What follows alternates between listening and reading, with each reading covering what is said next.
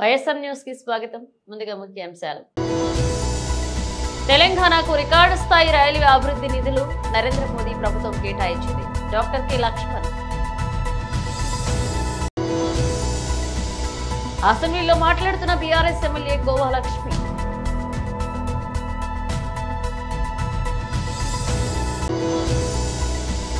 రాజు యువ వికాస పథకాన్ని ప్రారంభిస్తున్న సీఎం రేవంత్ రెడ్డి.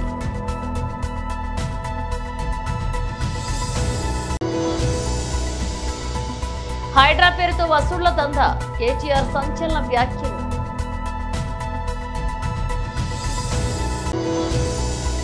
రైతులతో మాట్లాడి ధర్నాను విరమించేటట్టు చేసిన దుబ్బాక కాంగ్రెస్ పార్టీ ఇన్ఛార్జ్ చెరుకు శ్రీనివాసరెడ్డి. తెలంగాణలో బీజేపీ ప్రభుత్వం లేకున్నా రాజకీయాలకు అతీతంగా తెలంగాణకు రికార్డు స్థాయి రైల్వే అభివృద్ధి నిధులు నరేంద్ర మోదీ ప్రభుత్వం కేటాయించింది. ప్రధాని మోదీ నాయకత్వంలో రైల్వే మంత్రి అశ్విని వైష్ణవ్ చొరవతో రైల్వేలను అద్భుతంగా తీర్చిదిద్దారు. Indian Railways plays a significant role in our country's economic, social and cultural integration. So, Railways is the biggest employer with 12,30,000 employees. And when it comes to budget, this year 2,52,000 crores, out of which 42% of the budget goes to salaries and 22% to the pensions. In spite of that, 64% the budget goes to salaries and pensions.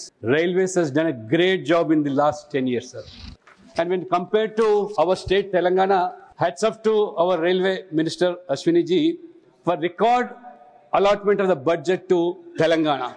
Prior to that, we used to get on an average 886 crores annually during UP and Congress regime. But now, Andhra Pradesh alone got 9,147 crores and Telangana 5,337 crores. You can imagine how much jump it has given to, in spite of BJP has not government there in Telangana. Since 2014, 753 kilometers of new tracks have been laid in Telangana, close to rail network of United Arab Emirates. And electrification, 100% electrification took place in Telangana. 1,096 kilometers have been laid. Now 22 ongoing projects are there in now Telangana, worth 40,000 crores and 40 Amrit stations with a 2,000 crore budget. They are being developed. Totally 22 projects are being now under consideration. 5 Vande Bharat trains have been given to Telangana. Andhra Pradesh and Telangana put together, we have 13 Vande Bharat Express. Thanks to our railway minister, now recently for Andhra Pradesh, as per the Andhra Pradesh Reorganization Act, he has given a special South Coast Railway Zone. And as far as this, since independence, sir, 75 साल के आजादी के बाद पहली बार हमारा सिकंदराबाद जो British जमाने के समय में बने से आज रेलवे स्टेशन को लगभग 715 करोड़ से आज पूरा न्यू कंस्ट्रक्शन लिया गया और हैदराबाद रेलवे स्टेशन भी 327 करोड़, ऑलमोस्ट 1,042 करोड़. इसके साथ 40 railway station worth 2,000 crore are now being laid in Telangana alone, sir. For information, sir, Congress ने, हमारे विपक्ष ने बहुत सारे बात किए थे. आपको बताना चाहता हूं कि इंदिरा गांधी जी ने जो बैकवर्ड डिस्ट्रिक्ट मेदक से हमारे मेदक के लोग इंदिरा गांधी जी को एक संसद के नाते चुनकर पार्लियामेंट में बिजाने के बाद प्रधानमंत्री बनने के बावजूद भी उनका एक भी रेलवे स्टेशन नहीं बनाया गया. मगर मोदी जी आने के बाद पहली बार मेदक, सिद्दीपेट और कोमरेवली तीनों रेलवे स्टेशन बनाए. 75 साल के आजादी के बाद पहली बार हम इतना बैकवर्ड डिस्ट्रिक्ट को कोई भेदभाव नहीं, हम तेलंगाना की आबादी के लिए किस तरह हम आज सरकार बनाया जा रहा है. आज हमारे तेलंगाना के अंदर इतना आज तरक्की रेलवे के अंदर किया जा रहा है. आज मुझे बताने के लिए मैं गर्वान्वित हूं कि रेलवे के अलावा भी अन्य प्रोजेक्ट्स में भी. అసెంబ్లీలో మాట్లాడుతున్నారు బీఆర్ఎస్ ఎమ్మెల్యే గోవా లక్ష్మి. అధ్యక్ష, అవకాశం ఇచ్చినందుకు ధన్యవాదాలు. మా ఆసిఫాబాద్ కాన్స్టిట్యుయెన్సీలో మేము గతంలో కూడా మరి ముఖ్యమంత్రి వారిలో కూడా మరి మేము మా లెటర్తో ఇవ్వడం జరిగింది అధ్యక్ష. ఎందుకంటే ఆ రోజు ఏదైతే గుండి బ్రిడ్జ్ అధ్యక్ష గత ప్రభుత్వంలో మరి ఆ రోజు ఎమ్మెల్యేగా నేనే ఉన్నా అధ్యక్ష. ఆ రోజు 8,50,00,000 శాంక్షన్ చేయడం జరిగింది అధ్యక్ష, గుండి బ్రిడ్జ్. దాంట్లో ఏమైంది అధ్యక్ష, ఆయన ఎవరైతే కాంట్రాక్ట్ మరి తొందరగా బ్రిడ్జ్ కంప్లీట్ చేయకపోవడంలో మరి అది సంవత్సరం రేటు పెరగడంలో ఒకటి, తర్వాత అది మన కొమరం భీం ప్రాజెక్టు కింద పెద్ద వాగు సార్, దాని కిందనే నీళ్ళంతా కూడా వదిలేస్తారు కాబట్టి ఆ బ్రిడ్జ్ మళ్ళీ లెంత్ మళ్ళా హైట్ కూడా పెంచడం జరిగింది అధ్యక్ష. దాంట్లో ఇంకో 14 కోట్ల మరి 40 లక్షల రూపాయలు మరి అధికారులు కూడా మరి ఎస్టిమేట్ కూడా అదనంగా పూర్తి కావడానికి కోసం మరి మా జిల్లా మంత్రి గారు మరి సీతక్క కూడా మరి గుండి విలేజ్కి రావడం జరిగింది అధ్యక్ష. ఆ రోజు ఆ గుండి విలేజ్కి రావడమే కాదు, ఆ వాగులో కూడా మరి నడిచి నీళ్ళలో కూడా మరి బయటికి రావడం జరిగింది అధ్యక్ష. నేను కూడా ఉన్నాను. మరి ఇవి ఇంకా 14 కోట్ల మరి 40 లక్షల రూపాయలు తొందరగా రీఎస్టిమేట్ కూడా వేసి మీకు మరి ముఖ్యమంత్రికి ఇవ్వడం జరిగింది అధ్యక్ష. మరి ఈ తొందరగా మరి ఈ వర్షాకాలం లోపల మీరు కంప్లీట్ చేస్తే బాగుంటుంది అధ్యక్ష. కాబట్టి ఇవి రీఎస్టిమేట్ మీరు తొందరగా మీరు శాంక్షన్ చేయించేసి మరి కంప్లీట్ చేయవలసింది మీ ద్వారా మరి గౌరవ ముఖ్యమంత్రి గారిని కోరుతున్నాం అధ్యక్ష. ఇంకోటి అధ్యక్ష, లక్మాపూర్ బ్రిడ్జ్ కూడా మరి గత ప్రభుత్వంలోనే శాంక్షన్ చేయడం జరిగింది అధ్యక్ష. అది పిల్లర్ లెవెల్ అయిపోయినాయి, బ్రిడ్జ్ కూడా మరి ఇంకొక 2 స్లాబ్లు ఆగి ఉంది అధ్యక్ష. ఇది కూడా లక్మాపూర్ బ్రిడ్జ్ కూడా కంప్లీట్ చేయవలసిన అవసరం ఉంది అధ్యక్ష. మీ ద్వారా మరి ప్రభుత్వానికి మేము చెప్పడం జరుగుతుంది అధ్యక్ష. ఇంకోటి అధ్యక్ష, మన వట్టివాగు ప్రాజెక్టు మరి కెనాల్స్ లేకపోవడంలో ప్రతి సంవత్సరం కూడా మరి రైతులు చాలా ఇబ్బంది పడుతున్నారు అధ్యక్ష. మరి మేము మరి ఇరిగేషన్ అధికారులతోని మరి 27 కోట్ల 76 లక్షలు మరి కెనాల్స్ కోసం మేము ప్రపోజల్స్ కూడా పంపించడం జరిగింది అధ్యక్ష. మరి ఇది కూడా మరి తొందరలో మరి డబ్బులు శాంక్షన్ చేసేసి పూర్తి చేయాలని కోరుతున్నాం అధ్యక్ష. ఇంకోటి అధ్యక్ష, మనకు మన ఆసిఫాబాద్ నుంచి మరి ఆదిలాబాద్ రోడ్ అధ్యక్ష, ఇది అస్నాపూర్ వరకు, మరి ఆసిఫాబాద్ నుంచి అయితే R&B రోడ్ అధ్యక్ష మరి చాలా అధ్వానంగా ఉంది అధ్యక్ష. మరి మంత్రి గారు కూడా మా ఆసిఫాబాద్ కాన్స్టిట్యుయెన్సీకి ఎక్కువగా వస్తారు, వారు అదే రోడ్ మీద ఎప్పుడు వస్తూ ఉంటారు. చాలా అధ్వానంగా అంటే చాలా. రాజు యువ వికాస పథకాన్ని ప్రారంభిస్తున్నారు సీఎం రేవంత్ రెడ్డి. మిత్రులారా, డిసెంబర్ 3, 2023 నాడు ఫలితాలు వచ్చిన తర్వాత డిసెంబర్ 7, 2023 నాడు ఎల్బీ స్టేడియంలో ప్రమాణ స్వీకారం నిర్వహించి డిసెంబర్ 9, 2023 నాడు ఇదే ప్రాంగణంలో తెలంగాణ రాష్ట్రంలో ఉన్న సోదరీమణులకు అందరికీ కూడా ఆర్టీసీలో ఉచిత బస్సు ప్రయాణాన్ని, అదేవిధంగా పేదలకు ఆనాడు డాక్టర్ వైఎస్ రాజశేఖర రెడ్డి గారు ముఖ్యమంత్రిగా ఉన్నప్పుడు ప్రారంభించిన రాజీవ్ ఆరోగ్యశ్రీ పథకాన్ని 10 లక్షల రూపాయలు పేదల వైద్యానికి అందించే విధంగా ప్రభుత్వం ఏర్పాటు చేసిన 48 గంటల్లోనే ఈ ప్రాంగణంలో మనం ప్రారంభించుకున్నాం. ఆ తర్వాత నిరుద్యోగ సమస్య కావచ్చు, రైతు రుణమాఫీ కావచ్చు, రైతు భరోసా కావచ్చు, గృహ జ్యోతి కావచ్చు, ఈ రకంగా ఎన్నికల సందర్భంగా మనం ఇచ్చిన హామీలను ఒకటొకటిగా అమలు చేస్తూ తెలంగాణ రైతాంగానికి, తెలంగాణ మహిళా సోదరీమణులకు, తెలంగాణ నిరుద్యోగ యువతకు, విద్యార్థులకు ఒక స్ఫూర్తినిస్తూ ఒక మంచి పరిపాలన అందించే ప్రయత్నం చేస్తున్నాం. దాంట్లో భాగంగా 15 నెలలు పూర్తి చేసుకుంటున్న సందర్భంలో మొదటి 10 నెలల్లోనే దాదాపుగా 57,924 ప్రభుత్వ ఉద్యోగ నియామకాలు చేపట్టడం ద్వారా ఈ దేశంలోనే మన ప్రభుత్వం చరిత్రను సృష్టించింది. స్వతంత్రం వచ్చినప్పటి నుంచి కూడా ఏ రాష్ట్రంలో ఏ ప్రభుత్వం మొదటి సంవత్సరంలోనే 57,924 ప్రభుత్వ ఉద్యోగ నియామకాలు చేపట్టలేదు. మన ప్రభుత్వం చేపట్టింది. అదేవిధంగా రైతులకు 25,35,000 మంది రైతులకు 20,617 కోట్ల రూపాయల రుణమాఫీ చేయడం ద్వారా ఈ దేశ వెన్నెముకైన రైతాంగాన్ని అప్పుల ఊబిలో నుండి బయటికి తీసి ఆత్మస్థైర్యంతో నిలబడే విధంగా మనం కార్యాచరణ తీసుకొని ముందుకు వెళ్ళినాం. ఆడబిడ్డలు దాదాపుగా 150 కోట్ల బస్సు ట్రిప్లను ఈనాటికి పూర్తి చేసుకొని 5,005 కోట్ల రూపాయలు ఆడబిడ్డల బస్సు ఉచిత ప్రయాణానికి రాష్ట్ర ప్రభుత్వం నిధులను కేటాయించి ఆడబిడ్డలకు అండగా నిలబడ్డాం. ఇదే కాకుండా దాదాపుగా 200 యూనిట్లు ఉచిత కరెంటు పేదవాళ్ళ ఇళ్లకు ఇవ్వాలని గృహజ్యోతి పథకం ద్వారా ఏదైతే హామీ ఇచ్చినామో ఈనాడు 50 లక్షల కుటుంబాలు ఈ పథకాన్ని సద్వినియోగం చేసుకుంటున్నాయి. 50 లక్షల కుటుంబాల ఇళ్లలో వెలుగు చూస్తున్నాము, వాళ్ళ కళ్ళల్లో ఆనందం కనిపిస్తుంది అని అంటే ఈ ప్రభుత్వం ఈ పథకాన్ని అద్భుతంగా అమలు చేస్తుంది. అదేవిధంగా ఆనాడు దీపం పథకం ద్వారా కట్టెల పొయ్యి నుంచి ఆడబిడ్డలకు విముక్తి కలిగించి హైడ్రా పేరుతో ప్రభుత్వంలోని పెద్దలు వసూళ్ల దందా నడిపిస్తున్నారని బీఆర్ఎస్ వర్కింగ్ ప్రెసిడెంట్ మాజీ మంత్రి కేటీఆర్ సంచలన వ్యాఖ్యలు చేశారు. మూసీ పేరుతో పేదల ఇళ్లపై పగబట్టారని ఆరోపించారు. ఈ మేరకు కేటీఆర్ ఎక్స్ వేదికగా కాంగ్రెస్ ప్రభుత్వం తీరును విమర్శిస్తూ పోస్ట్ పెట్టారు. ఫోర్త్ సిటీ పేరుతో ముఖ్యమంత్రి ఫ్యామిలీ రైలు వ్యాపారం చేస్తుందని మాజీ మంత్రి దుయ్యబడ్డారు. RRR పేరుతో పేదల భూముల ఆక్రమణకు పాల్పడుతున్నారని ఫైర్ అయ్యారు. పేదలపై ప్రతాపం చూపిస్తూ పెద్దలతో ఒప్పందం చేసుకుంటున్నారని విమర్శించారు. 6 గ్యారెంటీలు గాలికి వదిలేసి ప్రశ్నించిన వారిని జైలుకు పంపిస్తున్నారని ఆగ్రహాన్ని వ్యక్తం చేశారు. రైతు భరోసా రాదు, రుణమాఫీ కాదు అన్నారు. అలాగే పంటల కొనుగోలు చేయరని కేటీఆర్ విమర్శించారు. 10 ఏళ్ల కేసీఆర్ పాలనలో దేశానికే దిక్సూచిగా ఎదిగిన తెలంగాణను 15 నెలల కాంగ్రెస్ పాలనలో రాష్ట్రాన్ని పాతాళానికి తీసుకువెళ్లారని మండిపడ్డారు. ఇది పాలన కాదు, పీడిన అని అన్నారు. అలానే ఇది సర్కార్ కాదు, సర్కస్ కంపెనీ అని విమర్శించారు.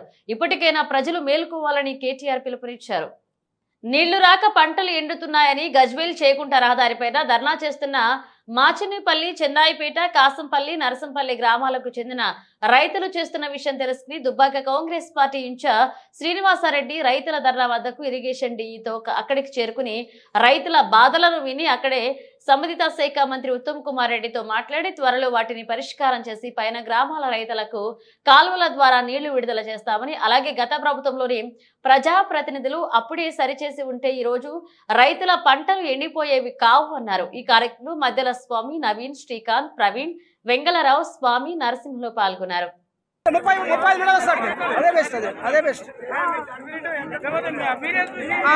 అలా 30 మీటర్లు వస్తుందా నాన్న? అందరు చెప్తారు, అందరు చెప్పుకోరు వస్తున్నా గంట వస్తుంది. గంట అయితే మాసింపల్లి, పోచింపల్లి, మన ప్రాజెక్టు కడుతున్నప్పుడు ఏ కాలువల కింద ఏ ఊరికి నీళ్ళు రావాలో అవన్నీ చూసుకునేది వాళ్ళు చూడలేదు.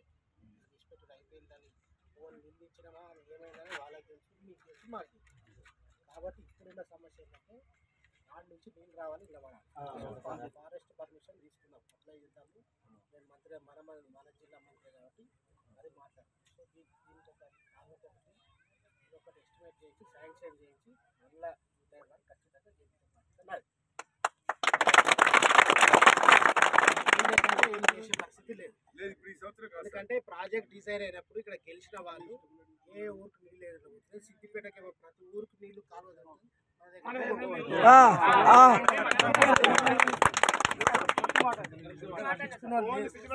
వాళ్ళకి తెలియదు. వాళ్ళని ఏమన్నా అవసరం లేదు. కాబట్టి రైతులకు మీకు న్యాయం జరగాలి. కాబట్టి నా వంతు ప్రయత్నంగా ఖచ్చితంగా చేపించి మీకు చేపించే బాధ్యత నాది.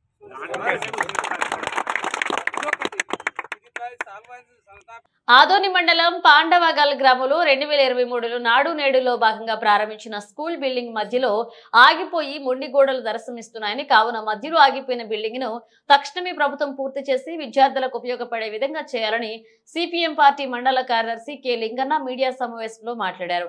ఈ కార్యక్రమంలో సిపిఎం పార్టీ మండల నాయకులు పాండురంగ, శాఖ కార్యదర్శి కె గోవిందు, విద్యా కమిటీ చైర్మన్ తాయన్న, పార్టీ సభ్యులు హనుమంతారెడ్డి, గ్రామస్తులు ఆంజనేయ, వీరేష్, తిక్కప్ప, తాయన్న పాల్గొన్నారు. మండలంలో పాండవగల్ గ్రామంలోన నాడు నేడు కింద ఈ బిల్డింగ్ను నిర్మించడానికి 2023లో ప్రారంభం చేసినారు. మరి బిల్డింగ్ నిర్మాణం మధ్యలో ఆగిపోయింది. ఎందుకు ఆగిపోయిందో అర్థం కావడం లేదు. గతముండే ప్రభుత్వం ఆపేసింది, అట్లాగే ఇప్పుడు వచ్చిన కూటమి ప్రభుత్వం కూడా 9 నెలల కాలంలో ఈ బిల్డింగ్ని నిరుపయోగంగా మార్చేటువంటి పరిస్థితి ఉంది. ఇప్పటికే సుమారుగా లక్షల రూపాయలు ఖర్చు పెట్టారు. ఇది ప్రజాధనం అంతా కూడా ఇక్కడ మెటీరియల్ ఉంది, ఇక్కడ కడ్డీలు ఉన్నాయి, అన్నీ ఉన్నాయి. మరి వీటన్నిటిని వెంటనే ప్రభుత్వం చూసి ఖచ్చితంగా ఈ భవనాన్ని నిర్మాణం చేయాలా ఖచ్చితంగా. ఎందుకంటే అక్కడ స్కూల్ చాలా తక్కువ ఉంది, పిల్లల స్ట్రెంత్ పెరిగిపోతుంది. ఈ పిల్లల పెరిగడానికి అనుగుణంగా ఇక్కడ ఖచ్చితంగా మనకి బిల్డింగ్ అవసరం అవుతుంది. కాబట్టి ప్రభుత్వం ఇప్పటికైనా ఈ బిల్డింగ్ని తక్షణమే నిర్మించాలని చెప్పేసి నేను సిపిఎం పార్టీగా డిమాండ్ చేస్తున్నాం.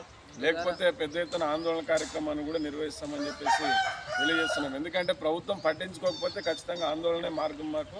కాబట్టి అక్కడ పిల్లలు ఇబ్బంది పడుతున్నారు తరగతి గదులు లేక.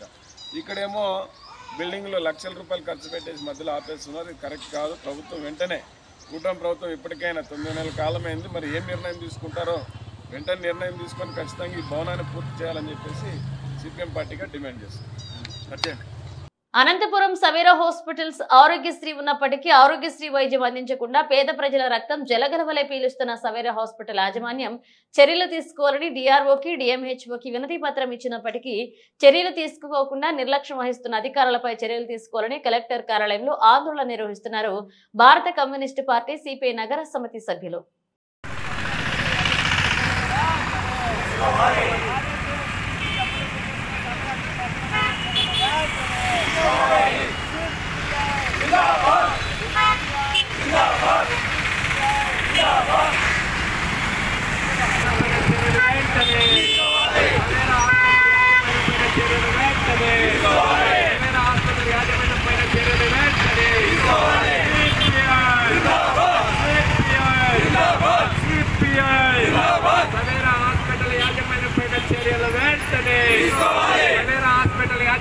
నగర సమితి ఆధ్వర్యంలో ఈరోజు సవేరా హాస్పిటల్లో పేదవారికి ఆరోగ్యశ్రీ కింద ఉచితంగా వైద్యం అందించాలని ప్రభుత్వం చెప్తున్నప్పటికీ ప్రభుత్వం వాదనలో తుంగలో తొక్కి పేదవాళ్ళని అడ్డి విడిచే విధంగా ఈరోజు పేదవాళ్ళ ప్రాణాలతో చెలగాటమాడుతున్నటువంటి సవేరా హాస్పిటల్ యాజమాన్యం పైన చర్యలు తీసుకోవాలి.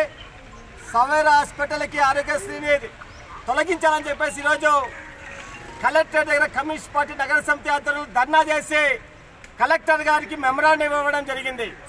మరి గతంలో ఇదే కలెక్టరేట్లో మరి అక్కడ సవేరా హాస్పిటల్లో యాజమాన్యము నిర్లక్ష్యంగా ఒక ఆమెకి రాత్రి 12:30 గంటల ప్రాంతంలో తీసుకెళ్తే కేరంటికూరు హాస్పిటల్ నుంచి ఆరోగ్యశ్రీ కింద మేము తీసుకుంటాము, ఆపరేషన్ చేస్తాము, హార్ట్ ప్రాబ్లం వచ్చింది సుజాత అనే ఆమె తీసుకెళ్తే రాత్రి 2 గంటల ప్రాంతంలో మరి డిశ్చార్జ్ చేసే డబ్బులు కడితేనే సవేరా హాస్పిటల్లో మేము వైద్యం అందిస్తామని చెప్పడం జరిగింది. కరాకంటిగా రాత్రి 2 గంటల ప్రాంతంలో డిశ్చార్జ్ చేసుకుని సాయినగర్ సంబంధించినటువంటి ఫస్ట్ క్లాస్లో మార్క్ హాస్పిటల్ అడ్మిట్ చేస్తే అక్కడ వాళ్ళు ఎంజోగ్రామ్ చేసి మరి ఒక స్టంట్ వేసి ప్రాణాలు కాపాడే వ్యక్తి పేషెంట్ ఇక్కడే ఉన్నారు సుజాత గారు. మరి ఇటువంటి పరిస్థితులు అనంతపురం నగరంలో ప్రైవేట్ హాస్పిటల్లో పేదవారి ప్రాణాలతో చెలగాటమాడుతున్నారు, దోపిడీ చేస్తున్నారు.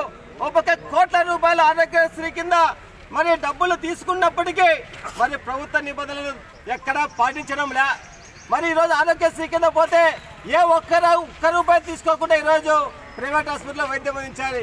మరి కావేటి హాస్పిటల్లో మరి యాక్సిడెంట్ జరిగితే 31 ఏళ్ళకు సంబంధించినటువంటి చిన్న పిల్లల వాళ్ళు మరి కాలుకి యాక్సిడెంట్ అయితే కాలు ఫ్రాక్చర్ అయితే చనిపోవడం జరుగుతూ ఉంది. మరి ప్రైవేట్ హాస్పిటల్లో ఇటువంటి దోపిడీ అనంతపురంలో జరుగుతూ ఉంది. మరి మలోలా గారికి ఇచ్చాము, డిఎంహెచ్ఓ గారికి ధర్నా చేశాము, కానీ ఏమాత్రము ప్రైవేట్ హాస్పిటల్ పైన చర్యలు తీసుకోవడంలో డిఎంహెచ్ఓ గారు పూర్తిగా వైఫల్యం ఉన్నారు. ఈరోజు ప్రైవేట్ హాస్పిటల్ నుంచి లక్షల రూపాయలు కాసులకి కక్కుర్తి పడి ఈరోజు అధికారులు ఏమాత్రం ప్రైవేట్ హాస్పిటల్ చర్యలు తీసుకోలేదు.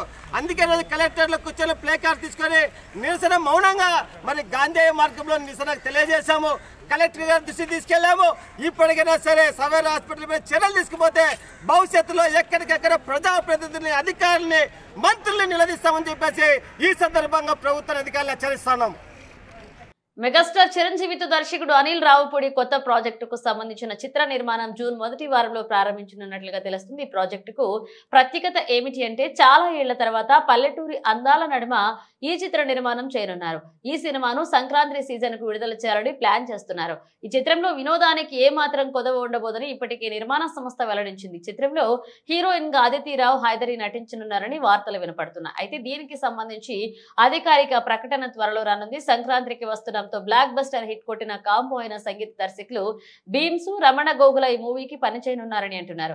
ఇటీవల నిర్మాణ సంస్థ సింహాద్రి అప్పన్నను దర్శించుకుని చిత్రానికి సంబంధించిన స్క్రిప్ట్ కు పూజలు చేయించారు. ఇప్పటి వరకు రంగురంగుల సెట్టింగ్లు, హైటెక్ హాంగులతో చిత్ర నిర్మాణాలు స్టూడియోలలోనే చేయగా ఇప్పుడు గతంలో మాదిరి పల్లెటూరి అందాల నడుమ చిత్ర నిర్మాణం చేరున్నారు. మెగాస్టార్ చిరంజీవి గతంలో విలేజ్ బ్యాక్ డ్రాప్ లో ఊరికిచ్చిన మాట, పల్లెటూరి మోసగాడు, శివుడు శివుడు శివుడు, ఖైదీ, అల్లుడా మజాక, ఆపద్బాంధుడు, ఇంద్రాన్, సింహాపురి, సింహం వంటి మూవీలు చేశారు. ఈ సినిమాలు చిరు అభిమానులను విశేషంగా అలరించాయి.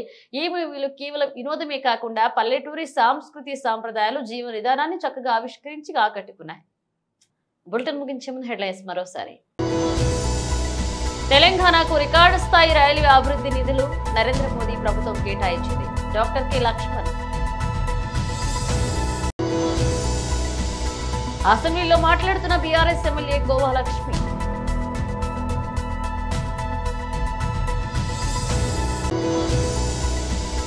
రాజు యువ వికాస పథకాన్ని ప్రారంభిస్తున్న సీఎం రేవంత్ రెడ్డి.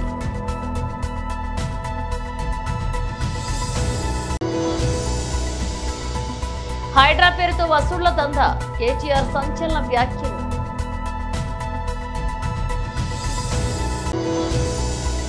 రైతులతో మాట్లాడి ధర్నాను విరమించేటట్టు చేసిన దుబ్బాక కాంగ్రెస్ పార్టీ ఇన్ఛార్జ్ చెరుకు శ్రీనివాసరెడ్డి. ఇవి బులెటిన్ అప్డేట్స్. మరిన్ని అప్డేట్స్ తో మళ్ళీ కలుద్దాం.